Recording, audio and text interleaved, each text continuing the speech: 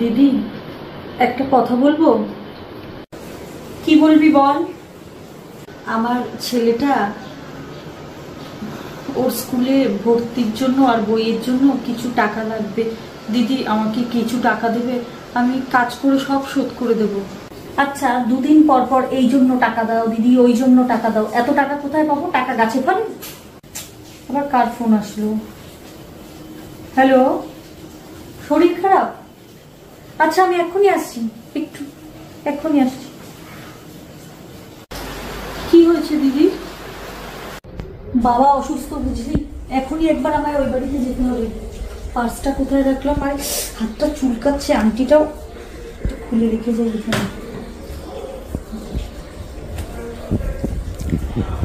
দিদি তুমি একদম চিন্তা করো না, তুমি এক্ষুনি বেরিয়ে পড়ো, আমি সব কাজ গুছিয়ে রাখবো, আর বাবুকেও স্নান করে খাইয়ে দেবো। আর তুমি যতক্ষণ না আসবে আমি এখানেই থাকবো, কোথাও যাবো না। আচ্ছা তুই একটু থাকিস কেমন, আমি তাহলে বেরোই।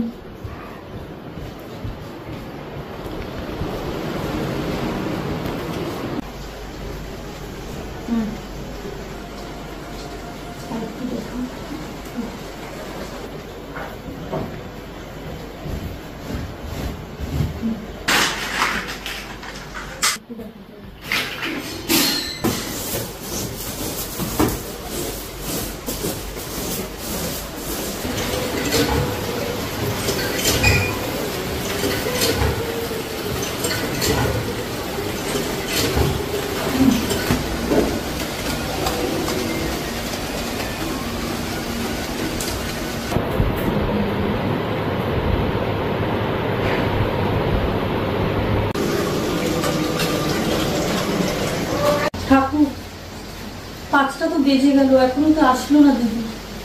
আমার ছেলেটা জানি স্কুল থেকে এসে না খেয়েই কাঁদতে কাঁদতে ঘুমিয়ে পড়েছে। সকালে তো রান্না করি না কোনো সময়, এখান থেকে বাড়িতে গিয়ে রান্না করি, কিন্তু আজকে তো যেতে পারিনি, রান্নাও করতে পারিনি। ও না জানি না খেয়ে রয়েছে। ইস, দিদিরও এদিকে এই বিপদ, আমি যে কি করি। তুমি দেখো ঠাকুর, তুমি দেখো, তুমি ভরসা, গরিবের তো আর কেউ নেই ঠাকুর তুমি ছাড়া। তুমি একটু আমার ছেলেটাকে দেখতে থাকো, ওকে একটু দেখো। দিদি এসছো? তোমার বাবা কেমন আছে এখন? সারাদিন যা ধকল গেল আজ। আগের থেকে অনেক ভালো আছে, ডাক্তার বলেছে একটু সাবধানে রাখতে হবে, বিপিটা একটু হাই, ভর্তি আর করতে হয়নি। দিদি এবার আমি আসি। হ্যাঁ আসি।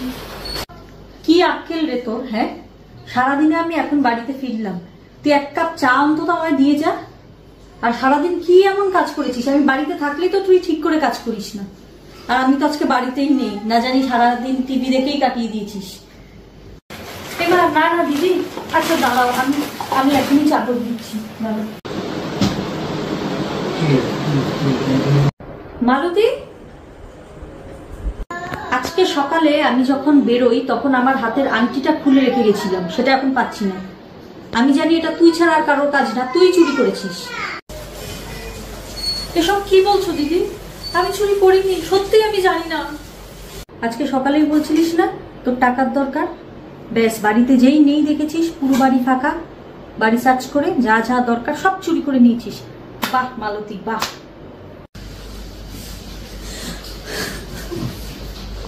আমার ছেলেটার যখন 6 মাস বয়স তখন থেকে আমি তোমাদের বাড়িতে কাজ করছি।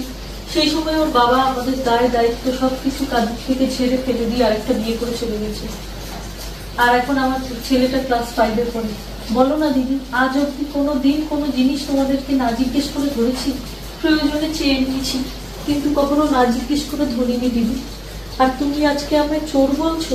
আমি সকাল থেকে আজকে বাড়িতে যাইনি যাতে তোমার ছেলের কোনো অসুবিধা না হয়, ও যাতে যত্নে থাকে। আর ওদিকে আমার ছেলেটা সকাল থেকে না খেয়ে রয়েছে, জানো তো। সকালে রান্না করে আসতে পারিনি, ভেবেছিলাম গিয়ে রান্না করব, কিন্তু রান্নাও করতে পারিনি, বাড়িতেও যেতে পারিনি। আর ও না খেয়ে হয়তো কাঁদতে কাঁদতে ঘুমিয়ে পড়েছে। আর তুমি আজকে দিদি আমাকে চোর বলছো?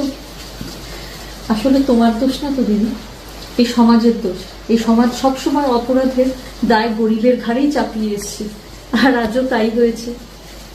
ঠিক আছে দিদি, যদি কোনো দোষ করে থাকি আমায় ক্ষমা করে দিও, আমি আর কোনোদিনও তোমাদের বাড়িতে আসবো না।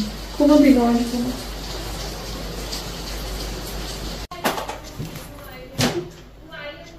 এই তো আংটিটা, তার মানে এখানেই ছিল আংটিটা, আর আমি খালি খালি মালতীকে চোর বলেছি। কাল সকালে গিয়ে ওর কাছে ক্ষমা চাইব, না ভগবানও আমায় ক্ষমা করবেন না।